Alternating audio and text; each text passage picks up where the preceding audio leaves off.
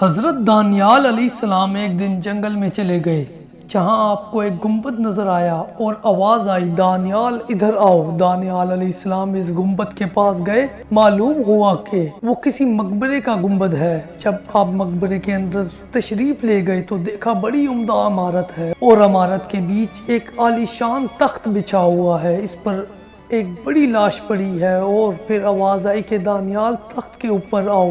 آپ اوپر تشریف لے گئے تو ایک لمبی چوڑی تلوار مردہ کے پہلو میں پڑی تھی، اس پر یہ عبارت لکھی ہوئی نظر آئی کہ میں قوم عاد سے ایک بادشاہ ہوں، خدا نے مجھے 1300 سال کی زندگی عطا فرمائی، 12,000 میں نے شادیاں کی، 8,000 بیٹے پیدا ہوئے، لاتعداد خزانے میرے پاس تھے۔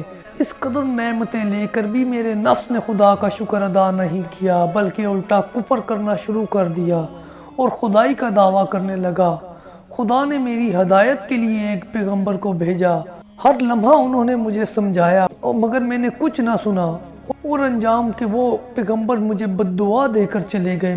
میرے ملک میں کچھ پیدا نہ ہوا، تب میں نے دوسرے ملکوں سے حکم بھیجا کہ ہر قسم کا غلہ اور میوے میرے ملک میں بھیجے جائیں۔ میرے حکم پر ہر قسم کا غلہ اور میوے میرے ملک میں آنے لگے، لیکن جس وقت وہ غلہ یا میوہ میرے شہر کی حدود میں داخل ہوتا وہ مٹی بن جاتا اور ساری محنت بیکار جاتی اور کوئی دانہ مجھے نصیب نہ ہوتا۔ اسی طرح 7 دن گزر گئے، میرے قلعے سے سارے اہالی، موالی، ساری بیویاں، بچے سب بھاگ گئے، میں تنہا قلعے میں رہ گیا سوائے فاقے کہ میری کوئی غذا نہ تھی۔